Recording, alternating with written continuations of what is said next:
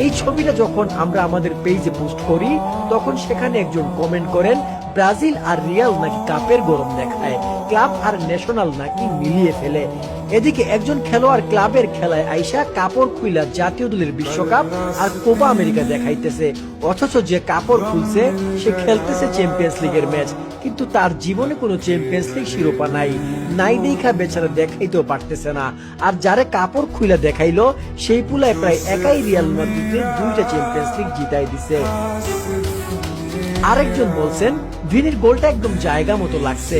আরেকজন বলছেন তাদের প্লেয়ার উছলে এসে বিশ্বকাপের পিক দেখাইলে সমস্যা নাই, কিন্তু ব্রাজিল সমর্থক বিশ্বকাপে 5টা বিশ্বকাপ বললে, রিয়াল সমর্থক উছলে 15টা উছল শিরোপা বললে সমস্যা। এরকম মন্তব্যে ভরপুর হয়ে গেছে আমাদের এই পোস্ট। তবে এই ম্যাচে বেশ কিছু ঘটনা ঘটছে, শুধু আর্জেন্টিনার অতামেন্দির সাথেই না, আরেক আর্জেন্টিন খেলোয়াড় পেস্ট্রিয়ানির সাথে এদিন ঝগড়া লাগে ভিনির। গোল দেওয়ার পর ভিনি সাইড লাইনে গিয়ে নাচতে শুরু করে। নাচটা যদিও একটু কেমন কেমন লাগছে আমার কাছে, নাচটা অনেকটা এমিলিয়ানো মার্টিনেজের বিশ্বকাপে গ্লোভস জিতে যে সেলিব্রেশন দিছিল সেইটার মতো মনে হইল।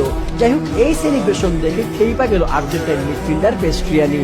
খেইপা গিয়ে ভিনিকে বর্ণবাদী মন্তব্য কইরা বসে, এতে খেইপা যায় ভিনি, এমন খেপা খেপে যে মাঠ ছাইরা চইলা যাইতে চায়।